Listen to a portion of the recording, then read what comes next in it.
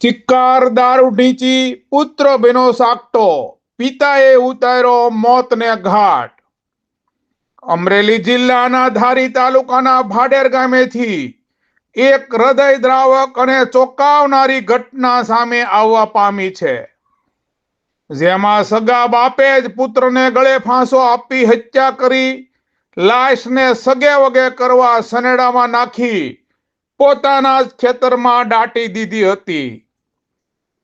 સમગ્ર ઘટનાની વિગતે જો વાત કરીએ તો 31 ડિસેમ્બર 2025 ના રોજ વૈશ્રામ સેંજલિયાના ખેતરની બાજુમાં આવેલા ખેતર માલિકે ખેતરના શેઢે માનવ કંકાલ જોતા પોલીસને ફોન કરીને જણાવ્યું હતું કે સાહેબ, મારા પાડોશી વૈશ્રામ સેંજલિયાના ખેતરમાં લાશ જેવું કંઈક કંકાલ દેખાય છે, જેથી 1 જાન્યુઆરી 2026 ની વહેલી સવારે ધારી પોલીસ અને મામલતદારનો સ્ટાફ ભાડેર ગામે બાતમી હકીકત વાળી જગ્યાએ વૈશ્રામ સેંજલિયાના ખેતરમાં પહોંચ્યો હતો અને ત્યાં સ્થળ પર અર્ધ દાટેલ ડીકમ્પોઝ માનવ કંકાલ દેખાયું હતું। ત્યાં પંચોની હાજરીમાં ખોદકામ કરતા લાશ મળી આવી હતી।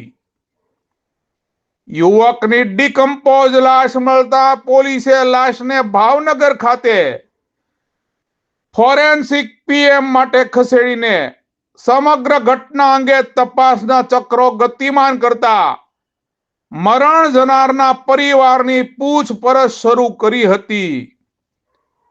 શરૂઆતમાં પોલીસને ગોળ ગોળ જવાબ આપ્યા બાદ આખરે વૈશ્રામ સેંજલિયાએ કંટાળી પોતે જ પોતાના પુત્રની હત્યા કરી હોવાની કબૂલાત આપતા જણાવ્યું હતું કે ધારી તાલુકાના ભાડેર ગામમાં રહેતા અને ખેતી કામ કરતા વૈશ્રામ સેંજલિયાના 2 પુત્રો પૈકી એક પુત્ર રાજકોટ ખાતે રહે છે, જ્યારે બીજો 30 વર્ષીય હિતેશ તેમની સાથે રહેતો હતો, જે દારૂ પીવાની ટેવ ધરાવતો હતો અને દરરોજ દારૂ પીને ઘરે આવીને બબાલ કરતો હતો।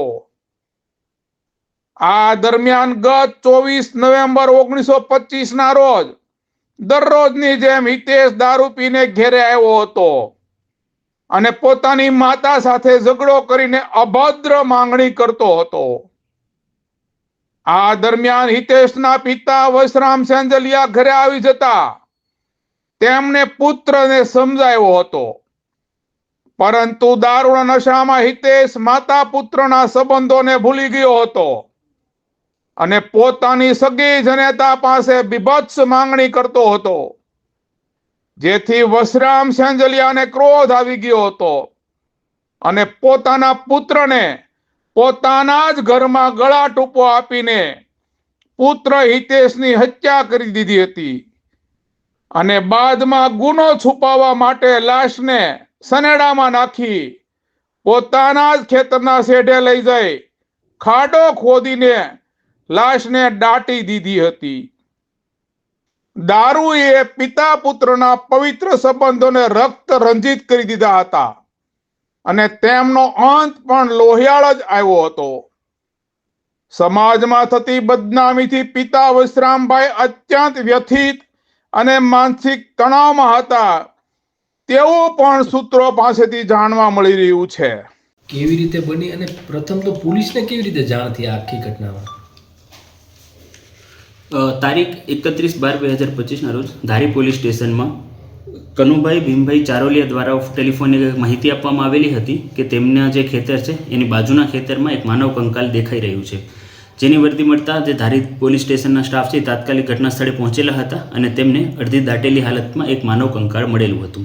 આના વિશે જ્યારે વધારે પૂછપરછ કરી તો એ માનવ કંકાળ છે એ વૈશ્રામભાઈ શામજીભાઈ સેંજલિયાની વાડીમાં મળેલું હતું।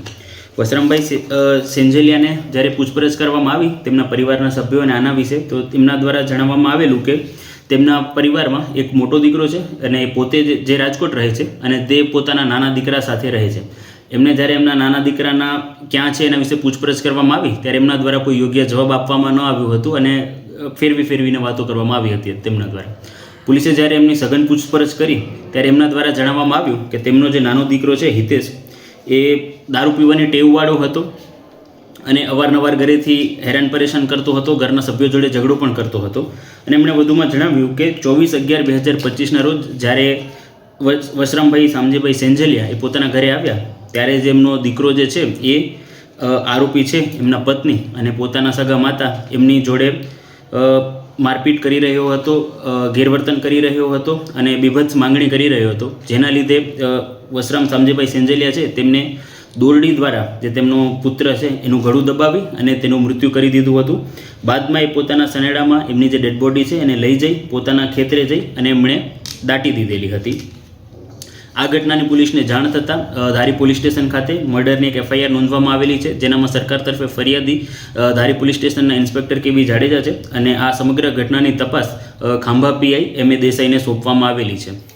બન્યો કોઈ મદદગારીમાં એઝ ઓફ નાઉ અન્ય કોઈ લોકોની આમાં મદદગારીનું સામે નથી આવ્યું, પણ જો આવશે આવું કોઈ પણ સામે તો તમને જાણ કરવામાં આવશે. આ ઘટના ક્યાં બની? ગળુદભાઈ જે રેડા વિસ્તારમાં બની કે આ જે ઘટના બની ગળું દબાવી અને મારી દેવામાં આવેલું એ ઘટના એમના ઘરની અંદર જ બનેલી છે અને ત્યારબાદ એમણે જે ડેડ બોડીને છે એને જઈને ડિસ્પોઝ એમણે પોતાનું ખેતરના જે શેડો છે ત્યાં કરેલો હતો.